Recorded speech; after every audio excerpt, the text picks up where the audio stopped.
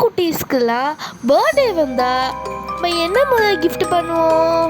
Gift ஷாப்ல போன உடனே கண்ணில் படுறது பார்பி டால்ஸ் தான்.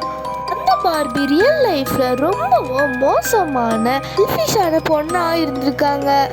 உங்களுடைய ரியல் லைஃப் ஸ்டோரி பத்தி தான் இந்த வீடியோல பார்க்க போறோம். வாங்க இப்போ வீடியோக்குள்ள போலாமே. Our kids world.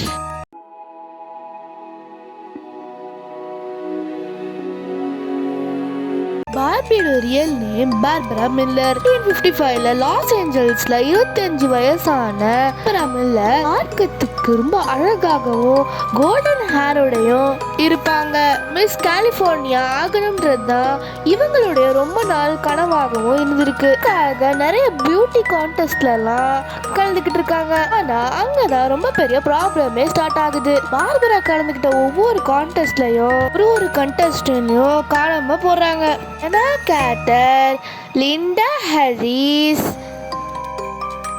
எனா பேக்கர் மாதிரி 10க்கும் மேற்பட்ட பெண்கள் காணாம போயிருக்காங்க. அப்புறம் மட்டும் எல்லா கான்டெஸ்ட்லயும் வின் பண்ணுவாங்க. அதனால போலீஸ்க்கு பார்பரா மேல கொஞ்சம் சந்தேகம் வருது. ஒரு நாள் பார்பரா இல்லாத நேரத்துல பார்பரா இருந்த பேஸ்மெண்ட்டை செக் பண்ணி பாக்குறாங்க. கரை படைஞ்ச ட்ரெஸ்ஸும் படைஞ்ச கிரவுன் சர்க்கிள் ஷேப்ல அரேஞ்ச் பண்ணியும் ஏழை பண்ண டால்ஸும் ஒவ்வொன்றும் காணாம போன பெண்களுடைய பேர் இருக்கிறத பாக்குறாங்க.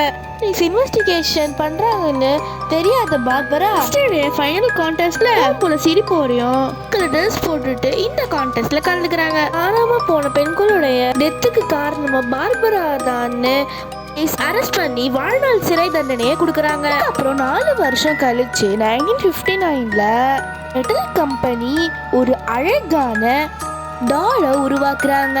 பார்க்கவே ரொம்ப அழகாகவும் முடியோடையும் அழகான சிரிப்பும் இருக்கு. இந்த டாலுக்கு பார்பின்னு பேரும் வைக்கிறாங்க. இதுதான் நம்ம பார்பியோட ரியல் ஸ்டோரி. தேங்க்ஸ் ஃபார் வாட்சிங் சேனல் குட்டீஸ். இந்த வீடியோ உங்களுக்கு ரொம்ப பிடிக்கும்னு நான் நம்புறேன். இந்த வீடியோ உங்களுக்கு ரொம்ப பிடிச்சிருந்தா லைக், ஷேர் அண்ட் மறக்காமல் சப்ஸ்கிரைப் பண்ணுங்க. நீங்கள் கொடுக்குற ஒரு லைக்கோ ஒரு சப்ஸ்கிரைபோ எங்களுக்கு அடுத்தடுத்த வீடியோ போகிறதுக்கு கொஞ்சம் மோட்டிவேட்டடாக இருக்கும். Please like, share and subscribe. Okay channel குட்டீஸ், பாய். நம்ம அடுத்த வீடியோவில் சந்திப்போம்.